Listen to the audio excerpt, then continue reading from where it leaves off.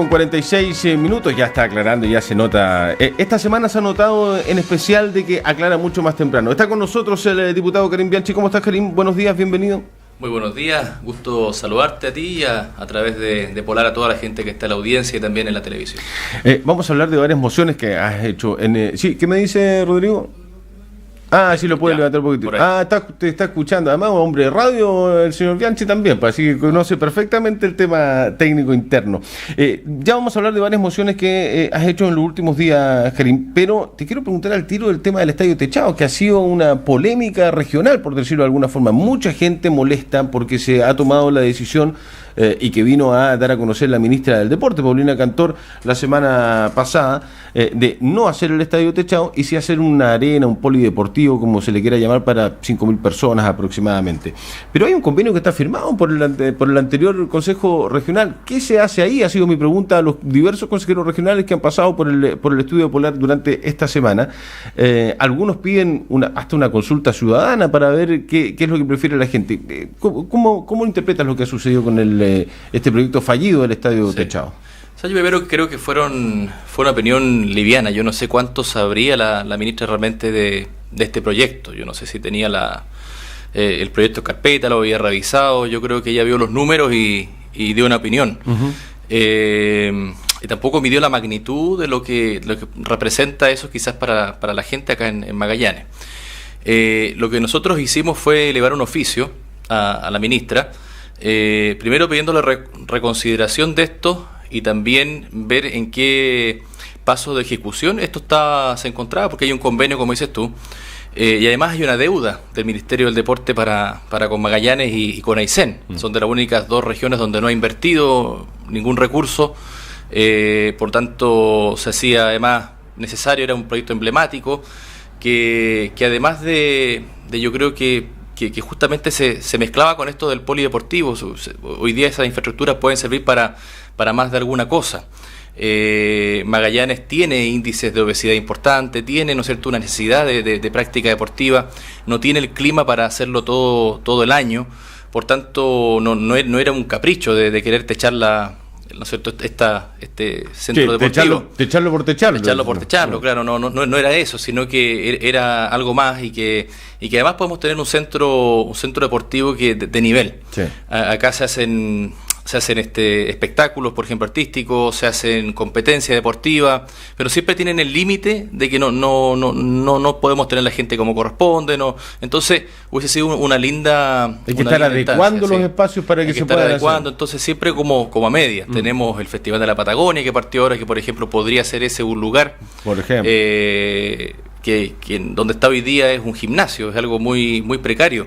Si lo comparamos con, por ejemplo, el polideportivo de Natales, que tiene allí una gran infraestructura maravillosa. Entonces, creo yo que fue muy liviano eso, por eso yo le pedí reconsiderarlo y estamos a la espera de esa respuesta. Pero lo más importante también, como tú señalabas, que hay un convenio de programación. Firmado. Eso es un convenio, claro, que cuando se firma, obliga es un contrato entre dos partes que obliga. Por lo tanto, yo no tengo a mano, también lo pedí por oficio, pero no tengo a mano hoy día cómo se ejecutaba eso, cuánto había de fondo sectorial, cuánto había de fondo del Consejo Regional, pero sin duda que habiendo eso, obliga a las partes, y eso podría llegar a Contraloría, me imagino. Yo si fuera consejero lo llevaría a Contraloría, consulta, o el mismo intendente debiese llevarlo a consulta, porque se estaría incumpliendo un contrato y eso también tiene una sanción administrativa, o a veces también se indica una sanción económica en ese tipo de contrato. Entonces habría que ver ese contrato, pero también yo siento que hay que reconsiderar. Cuando viene una autoridad nacional, lo que espera uno es que la autoridad venga a traer buenas noticias, no que venga a modificar algo. Eso, claro, porque para eso mejor no venga y anúncielo por las redes sociales, como sea, claro, pero no venir para eso, porque al final le pega una bofetada, de esa típica bofetada centralista que acá también eso estamos acostumbrados, y choca esa manera de hacer las cosas, y siento yo que no había un estudio, nada, no está en carpeta de eso para poder haber tomado esa decisión tan livianamente. Los consejeros Sierpe y Kusanovich han acusado en las últimas horas de estancamiento, de improvisación al gobierno regional. ¿Cuál es tu opinión al respecto? Lo que pasa que cuando se hace esta transición de intendente, es lo que suele suceder, que existe un periodo de acomodación, ¿no es cierto? Hemos visto que proyectos emblemáticos, estamos discutiendo el Estatuto Antártico, por ejemplo, y estábamos esperando la visita de la intendenta, no llegó.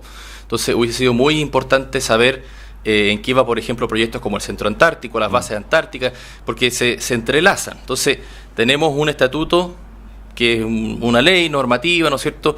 Pero cómo abordamos también como región, como ciudad antártica, qué visión le damos, ¿no es cierto? Porque yo creo que eso falta un poco acá. Si realmente Punta Arenas va a ser una ciudad de servicios turísticos, o va a ser industrial, o va a ser comercial, ¿qué va a ser? Yo siento que pasa un poco por el tema antártico. Natales tendrá el tema turístico, Porvenir tendrá el tema industrial. Entonces hubiese sido muy importante su visita, pero vemos que proyectos emblemáticos hoy día no hay. Vamos a cumplir ya 6 meses y siento yo que hay mucho tiempo perdido. Lamentablemente hoy día no tenemos una carpeta de proyectos, ni siquiera una carpeta social. La cosa está como andando, como poniéndose recién, acomodándose. Entonces eso hace que uno tenga poca expectativa, que tenga muchas dudas. Esperamos que la ley de presupuestos sean capaces de poder defender algún proyecto emblemático, pero no sé qué carpeta de proyectos tienen hoy día. Ese es un buen punto, diputado, porque cuando estaba Mathison, las críticas que se hacían eran las mismas. Falta esta hoja de ruta, entre comillas, por decirlo de alguna forma. ¿Cuáles van a ser los proyectos emblemáticos para el desarrollo de Magallanes de aquí a 1, 2, 3, 4 años? Pero en esta nueva administración de María Teresa Castañón, las críticas apuntan a lo mismo nuevamente. Sí. Es que yo creo que es un poco, ha sido una tónica general de que siempre los gobiernos han tenido una mirada, primero, cortoplacista. No existen proyectos de largo aliento, sino que existen proyectos que son electorales, que pueden servir para la próxima elección. No existe una visión, si bien el Consejo Regional aprueba planes de desarrollo regional, eso no se le hace seguimiento. O sea, se aprueban, pero después no se siguen. O a veces las cosas van cambiando, pero faltan esa hoja que teníamos, por ejemplo, de ruta con el plan de zona extrema. Por ejemplo, claro. Eso se estancó totalmente. Eso es preocupante. Eso fue un puntal de desarrollo para la región, y lamentablemente ese proyecto, que era, yo creo que el que daba más empleabilidad, todo eso, yo no veo que se esté hoy día ejecutando como estaba anteriormente. No, claramente como estaba no. Pero el gobierno ha dicho que eso se va a mantener, van a seguir con el plan de zonas extremas. Vamos a esperar qué pasa en la ley de presupuesto. Vamos a tener que defender esos proyectos. Cuando se vote la ley de presupuesto, vamos a tener que ver qué elementos se van a considerar, cuáles no. Importante también defender el tema del presupuesto para el tema del gas, que se pretende recortar el presupuesto. El subsidio que hay. Subsidio, claro. Del 100% del presupuesto del Ministerio de Energía, el 45% se lo lleva Magallanes en subsidio. Sí. Entonces, la ministra lo único que quiere es cortar. Por su parte, Aysén está pidiendo igual subsidio para gas. Claro, que parte del subsidio que le llega a Magallanes se le pase también a Aysén. Entonces, eso y en su petición no deja de tener derecho también, ¿no? Sí, o sea, lo que pasa es que tiene un problema muy complejo de contaminación allá. Sí, entonces, pero bueno, el gobierno tendrá que compensar esas cosas, no a costo de dañar a otras regiones que tienen ya un derecho adquirido, que ha sido una pelea, que ha sido justa, una región productora de hidrocarburos. No es problema de la región que ENAP no haga bien el trabajo. Por tanto, esas cosas son las que tenemos que defender ahora, y esperamos que el gobierno esté a la altura, el gobierno regional, de presentar una buena cartera de proyectos. No se tiene conocimiento del detalle de esta, como le ha puesto el gobierno de Sebastián Piñera, modernización tributaria, que en rigor es una nueva reforma, tal vez a la reforma de hace 4 o 5 años, pero bueno, se le llama modernización tributaria, que recién entró ayer al Parlamento. Mucho detalle tampoco tienen los chilenos en general. Me imagino que los parlamentarios ya en estos días, porque el proyecto no debe ser 2 o 3 páginas, debe ser una buena cantidad de páginas para estudiar, ¿no? Sí, me imagino, ¿no? Pero en una de las cosas que anunció Piñera hace un par de días, cuando hizo Cadena Nacional, es de que la bonificación a la mano de obra se podría extender hasta el 2035. Lo que pasa es que uno no tiene detalles de esto, pero ese es como uno de los primeros anuncios que podría afectar a Magallanes de forma positiva. ¿Qué impresión te ha dejado esta propuesta del gobierno? Las leyes de excepción estarían todas se mantendrían. Ya. Ahí no habría variación. Eso es bueno porque mantenemos algo. Yo no sé si lo que mantenemos es bueno, por lo menos la bonificación a la mano de obra es un buen instrumento. Sí. El resto de los instrumentos yo creo que sería bueno. Nunca se ha hecho un cambio en esto pues justamente por el temor a perderlo.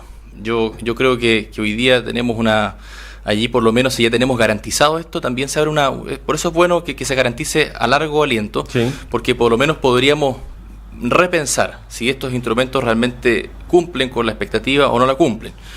Yo creo que estos instrumentos debieran ir más a la clase media, a la clase, ¿no es cierto?, al pequeño y mediano empresario, más que al industrial o extranjero que viene para acá. En cuanto a la ley, siento que simplifica un poco el proceso para el contribuyente. No es tan difícil, no es otro idioma. Pero hay que tener ahí, hay que mirarla con lupa, porque son muy pillos en estas cosas. Hay que leer la letra chica. Hay que leer la letra chica, sí. Entonces hay que verlo con mucho cuidado. Hace que el país tenga menos recaudación, eso sí. Pero sigue afectando fuertemente al pequeño y mediano empresario. Eso no lo toca. Entonces, allí creo yo que falta un poco más de impulso para el desarrollo de ese sector. Las críticas han ido en las últimas horas a que la rebaja de impuestos va para variar siempre. Esas son las críticas al gran empresario, a los mismos de siempre. ¿Tienes la misma sensación? No quiero juzgar así a priori, pero por lo menos si uno ve los elementos que contiene tributario, hace pensar que sí, hace pensar que, o por lo menos no toca el sector que más afectaba a la reforma tributaria. Los más afectados fueron las pequeñas y medianas empresas, y eso no se toca, el impuesto es el mismo, la forma de cobrarlo es la misma. Entonces uno ve que allí, digamos, no hay un beneficio para el pequeño y mediano empresario, que es lo que yo creo que más afectó la reforma tributaria. Entonces, pero sí apoya al que genera más, al gran empresario. Entonces, por ahí uno dice siempre hay una desigualdad. Ahora hay que verlo bien, porque como tú señalas, es largo, digamos, no es algo que uno lo vaya a revisar así. De un día para otro. Y es muy técnico, entonces va a pasar todo un proceso de discusión, pero por lo menos es bueno que se esté haciendo cambios, que se reconozca que la reforma tiene sus déficits y hoy día lo estamos abordando. Cuéntenos un poco de las mociones que ha presentado en las últimas semanas, por favor, diputado. Sí, mira, hay una moción que presentamos junto a otros diputados y que tiene este carácter penal. ¿Ya? Hay obligación de denunciar cuando uno conoce de delitos para determinadas personas. Por ejemplo, la Policía de Investigaciones, la Carabineros, Gendarmería. No así, por ejemplo, sacerdotes de la Iglesia. Entonces, cuando empezamos con todo este tema del caso Arex, que estamos continuando con esta comisión investigadora, tenemos allí una serie de que se nos transformó en un caso Arex, pero también un caso Caradima a la vez. Ya. Entonces, nos hemos topado con muchas cosas de parte de la Iglesia aquí en Magallanes que nos hemos dado cuenta que nos escapa del encubrimiento que ha existido a nivel nacional. Entonces, lo que queremos hacer con este proyecto es obligar, salvo en el secreto de confesión, que eso no se puede tocar, digamos, pero salvo en esa situación que cuando sacerdotes conocen de denuncia, cuando ven algún acto contra menores, ¿no es cierto?, tengan la obligación de denunciar, si no pasan a ser encubridores. Ok. Ya, entonces esa figura hoy día no estaba tipificada y eso es lo que buscamos con esto, un poco evitar que después los delitos prescriban en el tiempo, porque no se denuncian, porque se encubren, y elevemos, ¿no es cierto?, el estándar de quienes debiesen tener un estándar ético, por lo menos lo elevemos en la parte penal, para así poder obligar y garantizar que quienes están quizás al cuidado de alguna comunidad católica no sufran la vulnerabilidad. Hemos visto casos de niños, casos de jóvenes que al final cuesta mucho que denuncien porque terminan revictimizándose. Para nosotros ha sido complejo, por ejemplo, gente que ha denunciado actos de sacerdotes locales, ¿ya?, que estaban en investigación canónica, decirle, llevémoslo a la justicia, porque finalmente ellos terminan diciéndonos que reabre una herida, es un tema que me ha costado mucho cerrar. Entonces existe todavía el temor, por tanto queremos apoyar con esta moción que se empiece ya a denunciar, que exista esta obligación de denuncia, porque hemos visto mucho silencio y encubrimiento por parte de la Iglesia. ¿Y a nivel local también tienen mucha información a nivel local, diputado? Es mucha información, porque acá, mire, yo no sé si en el caso Arex tenga que ver directamente Risky Roja, independiente de que todos los elementos apuntan de una manera u otra a él. A veces no hacia una culpabilidad, pero sí está siempre él metido en alguna obra. Y allí se abre una lista de muchos casos que yo no tenía idea, siendo incluso alumno salesiano, que no tenía idea. ¿Fue su director Rimsky, no? Fue director mío, pero uno no... En ese tiempo estoy hablando, de esa generación. Claro, y uno no podía ver quizás una personalidad. Sí, distinta, todos sabíamos. Pero la verdad que... Además, en otros tiempos. Sí. Pero cosas como la que escucho ahora, no. Siento yo que quien tiene una gran deuda acá con la región, con el país y con muchas víctimas, también es el ex obispo. Él tiene muchas cosas que decir. Él lamentablemente tuvo en un momento, yo conversaba con la ministra, una figura casi defensor de derechos humanos de la zona, y yo reviso los 40 tomos que tienen las causas de derechos humanos y en ninguna colabora él. Siento yo que eso es un mito, que casi se le pone como el cardenal Silva Enríquez de la región, y lo que sí veo mucho es encubrimiento de parte de él, de mucha gente que ha denunciado delitos de parte de la iglesia y que él jamás ha ayudado a esclarecer. Lo mismo el obispo actual, siento yo que tiene mucho que colaborar en estas causas. ¿Has tenido la oportunidad de conversar con Bastres o con Tomás González, por ejemplo? Con Tomás González no, con Bastres muchas veces respecto a este tema no. Siento yo que está molesto, me envió una carta en la cual él se allana a colaborar, me dice, lo vamos a invitar. Vamos a invitar también a otros miembros de la iglesia en estas comisiones investigadoras. Pero creo yo que no han sido lo suficientemente hoy día honestos, y siento yo que más allá de... Yo mismo soy católico y creo que mucha gente que es católica espera justamente eso para poder reencontrarse con su iglesia.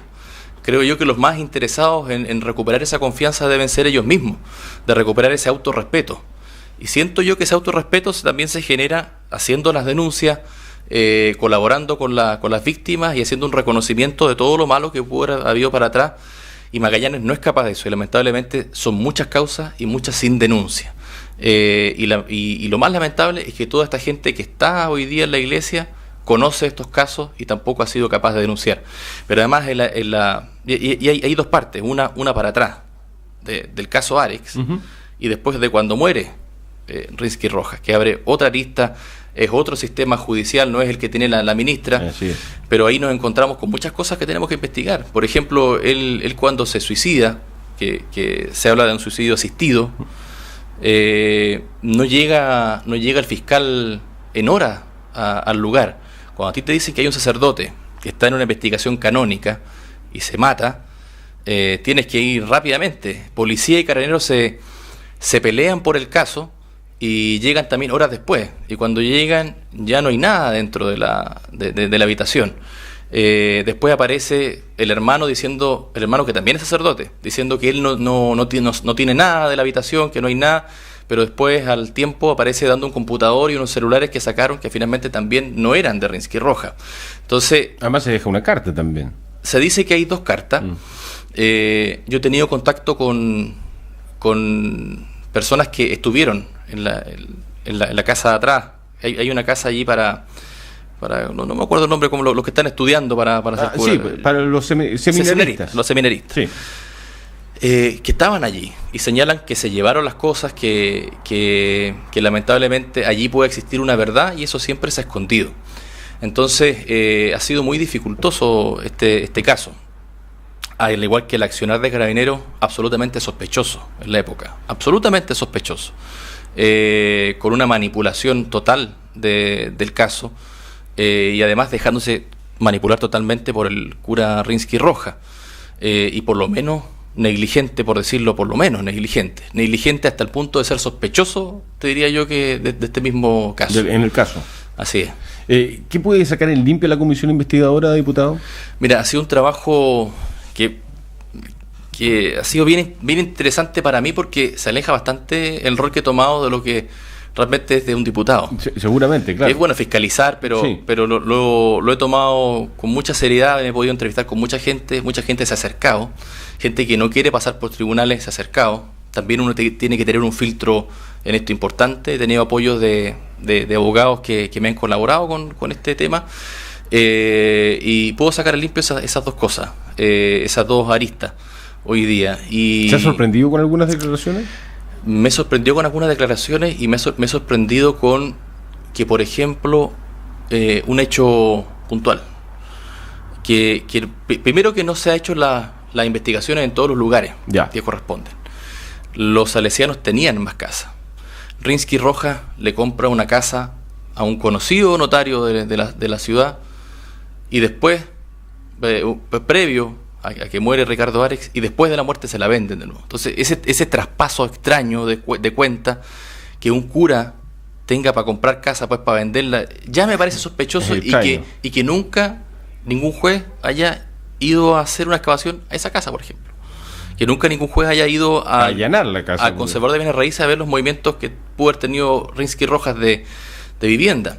La cantidad de plata que gastaba Rinsky Rojas no tiene nada que ver, primero, con la de un cura, digamos, de partida, y con las cosas que compraba. O sea, tiene un movimiento de compras de perfumes, de ropa juvenil, una cantidad inmensa de plata que, en definitiva, esa es una de las causas que lo saca de aquí del liceo, sí, que tenía, allí se estaba, digamos, ocupando fondos del liceo para temas personales.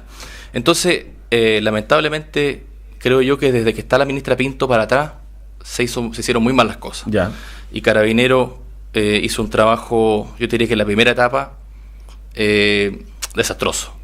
Cuando recién se pierden los registros. Cuando ya empiezan a sindicar a Rinsky Rojas, todos los que estaban en esa época lo sacan para afuera rápidamente. Entonces es un caso que uno quisiera poder tener alguna respuesta, pero es muy difícil. Pero sí te digo que hay muchas cosas que empiezan a aparecer. Sí. Y parece que hubo personas, o uno podría suponer o interpretar con la información que ha ido aflorando en los últimos años, que no tienen relación ni con Carabineros, o sea, o que no son uniformados, o que no son de la Iglesia Católica, que son personajes magallánicos que podrían haber estado involucrados también. Saltan estos nombres en las investigaciones. Aparecen, y hay vínculos con la CNI de algunos. Sí. Es todo un tema policial que fíjate que el principal problema que tenemos nosotros es que no se conoció nacionalmente. Entonces, cuando yo converso con la ministra me dice, al principio me incomodaba un poco su presencia de la comisión acá porque podía quizás entorpecer la investigación. Después yo pensaba, me dijo, y creo que es bueno, primero porque puedo investigar cosas que ella no tiene acceso a investigar, que no está en el ámbito, en su competencia. Y segundo, porque podemos darle la tribuna que no tiene el caso. Nosotros mandamos hacer un compendio regional y nacional del caso. Te diría yo que tenemos así tomos de diarios regionales y así. O sea, en realidad son 20 páginas en los últimos 10 años del caso Arex, versus así un legajo, no sé si los que están escuchando la radio, por lo menos 7 centímetros de papel. Sí. Entonces tú te das cuenta que es este caso, que policialmente debe ser el más atractivo mirado desde el punto de vista policial, no tiene una repercusión a nivel nacional. Cuando yo hablaba del caso Arex, nadie entendía de qué estaba hablando. Entonces, creo que por lo menos desde ese punto de vista ya estamos colocando el tema, ya estamos colocando la mirada hacia eso. Estamos ocupando una instancia que no se había utilizado, que se utilizó para el caso Matute, por ejemplo, pero que hoy día permite visibilizar el caso, y quizás a alguien que esté escuchando, ya estamos hablando de esto, ya quizás alguien que esté escuchando sienta la presión que no sintió en otro momento, porque va a venir más presión, van a venir más diputados, vamos a trabajar acá. Entonces esa presión, desde otro punto de vista, quizás también haga remover un poco las conciencias de quienes esperemos pueden estar escuchando y saber algo. Lo último, se nos ha pasado el tiempo volando, diputado. Yo me imagino que está atento a lo que sucede en el municipio de la comuna de Punta Arenas, de la capital regional. Se ha pedido una modificación presupuestaria de cerca de 2.000 millones de pesos para dejar en cero las deudas. ¿Qué va a pasar 1 o 2 meses más respecto de esas deudas y este funcionamiento de la corporación? todos interpretamos de que nuevamente se podría empezar a endeudar, porque esta es una bicicleta, una rueda que sigue y se va endeudando. Pero hubo una presentación de la concejala Verónica Aguilar, ayer en la mañana, creo que fue, antes de ayer, el miércoles en la mañana, una consulta a Contraloría por negligencia temeraria o abandono de deberes, que en específico, para explicar a la gente, se lo explicamos con detalle ese día, pero lo volvemos a hacer, es decir, esta plata de dónde sale, y si estaba esa plata, ¿por qué no se hizo antes esta modificación presupuestaria? Porque de esa forma se hubiese evitado 2 meses de paro. Los profesores siguen movilizados hasta el día de hoy, pero las alumnas y los alumnos no hubiesen perdido 2 meses de clase. Esa es la consulta que se está haciendo a Contraloría. ¿Cuál es su impresión? Yo revisé esta presentación de Verónica, que también felicito la consecuencia y la valentía que ha tenido de continuar con este tema y de poner los puntos concretos de muy buena manera. Y acá siento yo que es un tema grave, porque mágicamente aparecen platas que no estaban.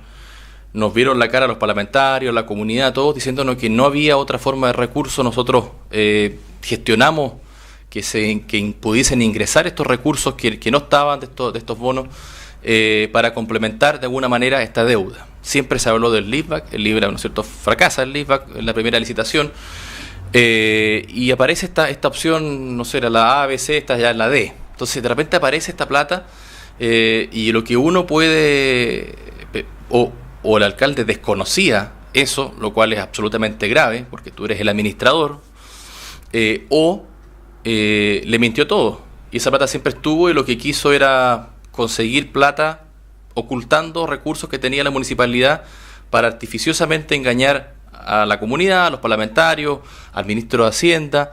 Por tanto, me parece totalmente atingente la presentación que hace Verónica, y creo que también nosotros tenemos que hacer lo mismo. Acá se ha engañado incluso al Ministerio de Hacienda presentándole números que no corresponden, para poder generar este leaseback artificioso, si es que existían estos recursos, porque el leaseback siempre hablamos que era la última opción. Es cuando ya no existe. Las empresas lo usan cuando están ya en quiebra y tienen algún bien que pueden de alguna manera u otra hipotecar a un alto costo, pagando cuotas, y poder con eso generar, ¿no es cierto?, dinero fresco. Y acá existía la salida y no se utilizaron. Por tanto, me parece que es totalmente grave esta acción, y me parece que no solamente debió haber hecho esto Verónica. Creo que los concejales hoy día están obligados a tener que están obligados, si no ellos también son responsables, están obligados a tener que hoy día sumarse a esta consulta, y el Contralor va a tener que, me imagino, tomar alguna decisión, pero yo por lo menos creo que también voy a hacer lo mismo, pero en Contraloría Nacional, para que se investigue, porque acá me parece que hay una actitud mentirosa hacia toda la comunidad, y un tema tan sensible como es la educación, hacer tanto daño a tanta gente. O sea, él tenía cómo hoy día haber podido pagar, además de eso, que tú agravas más la situación, porque todo eso que no se pagó en este tiempo genera un interés. O sea, él generó un gasto innecesario, generó un gasto artificioso mediante el no pago de cotizaciones, afectó que muchos no pudiesen pagar sus créditos, afectó que ellos tuvieran poca rentabilidad de sus pensiones a futuro. Muchos perdieron beneficios también. Perdieron planes de ISAPRE, pero el municipio se endeudó en mucho dinero por el atraso. Entonces, yo me imagino que el señor Radonich, como recién descubrió que esto existía, él tendrá que pagar todos estos intereses, me imagino yo. Porque si no mintió, a lo menos tuvo, ¿no es cierto?, una actitud negligente de parte de su administración o de sus asesores más directos. Por eso es importante que lo aclare. Ella ha hecho consultas también previas que nunca ha tenido la respuesta, y se ha pasado el plazo que ha tenido el municipio para responder. Por lo tanto, yo creo que está en toda por lo menos su razón de hacer esta presentación. Y Contraloría tendrá que responder, pues ya se sabrá la verdad. Diputado Karim Bianchi, un gusto que nos haya acompañado durante esta mañana. Muchas gracias, Mauricio. Me quedó 2 proyectos pendientes, pero ahí lo... A ver, pero cortito, tenemos un minutito. Sí, a ver, mira, uno que dice relación, que lo presentamos ayer, relación con los adultos mayores maltratados, y también las personas con discapacidad, para que las personas que son sus herederos, quienes maltraten o abandonen a este adulto mayor o persona con discapacidad, pierdan la calidad de heredero. Ese es uno de los proyectos. Y el otro proyecto que tenemos presentado, que lo atrasaron un poco por parte de la mesa de la Cámara, dice relación directa con las personas de clase media que están hoy día, ¿no es cierto?, imposibilitadas de postular a vivienda porque ningún banco le va a dar el crédito. Entonces estamos haciendo un proyecto en esa línea. Y otra cosa que estamos haciendo una denuncia formal por otro tema, que al parecer no vamos a tener feriado para el 21 de septiembre. ¿Cómo? Se aprobó en el Senado, pero la Cámara no ha hecho razón del artículo 97 del reglamento, que tiene la obligación de a lo menos llevar a cuenta todos los proyectos que le llegan. Esto entró el 1 de agosto. Y todavía no ha tomado cuenta, ni ha dado, ¿no es cierto?, ni ha explicado por qué. ¿Y hasta cuándo hay plazo? Como para que sea feriado el 21, que estamos todos convencidos. Son que 24 horas hábiles para desde la siguiente sesión. Y no ha dado cuenta. Entonces me parece gravísimo. Hicimos una presentación para que respondan. Hay dos proyectos, uno que presentamos en la Cámara y otro que viene del Senado. El de la Cámara ya lo están declarando inadmisible por un tema de gasto público, ¿cierto? Y el del Senado, que es lo más grave, porque el Senado lo aprobó. Estuvo el ministro Blumen de parte del gobierno, y el subsecretario también de gobierno estuvo en la sesión, y nadie puso un voto de objeción a esto. Entonces se mezcló un tema con la Pampilla, con otros feriados regionales más. Entonces ya le pedimos a la mesa, y hoy día estamos ya denunciando que la mesa está obstaculizando este proyecto. Yo desde que estoy no he visto que se obstaculice de esta manera este proyecto, y no he visto que se haya hecho antes tampoco, que se obstaculice a lo menos dar cuenta. Porque la sala tiene que decir esto es inadmisible o no inadmisible para entrar a la cuenta, y se podrá votar ahí. Y después en su proceso se podrá decir, mire, no, es inadmisible porque genera gastos para el Estado. Y se está esperando una resolución de la DIPRES, ¿no es cierto?, la Dirección de Presupuestos, que ya ha emitido otro, ¿no es cierto?, otro resultado respecto de otros feriados, y nunca ha sido vinculante eso para no aprobar un proyecto. También la DIPRES emitió un informe con el año pasado, con el 21 de septiembre. Entonces hoy día, lamentablemente, de la mesa de la Cámara de Diputados no actuar como corresponde. Ayer lo conversé con Sandra Mar, que no estaba al tanto de la situación. Ella pensó que ya estaba... Todos pensábamos que ya estaba ok. Entonces no ha pasado la Cámara de Diputados, y eso me parece grave porque se transgrede un artículo del reglamento. O sea, dice que peligra el feriado del 21 de septiembre. En este momento no existe. O sea, yo te diría que hoy día está, salvo que presionemos con gestiones, por eso hablé con Sandra ayer, a Gabriel no lo ubiqué ayer, pero si no hacemos algo, y si no hay una presión necesaria, que ya no va a pasar ya casi por lo legislativo, va a pasar por presión política, esto se pierde. Mira. O sea, hoy día no hay nada. Hoy día no hay feriado. Hoy día no hay feriado, y no hay ninguna posibilidad, porque no pasó. Entonces, hicimos la denuncia correspondiente hace 2 días atrás, para que la mesa libere por lo menos de cuenta, y sea la Cámara que diga esto pasa o no pasa, pero que no quede en manos de 3 personas que hoy día están liderando la mesa, y el secretario, que además es magallánico, Landero. Sí. Entonces, lamentablemente hoy día hay muy pocas posibilidades que sea feriado.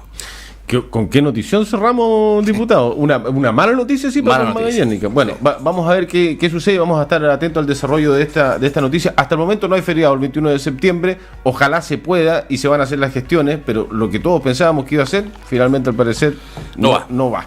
Diputado, muchas gracias por acompañarnos. Gracias a ti, muy buenos días. Pausa breve, volvemos.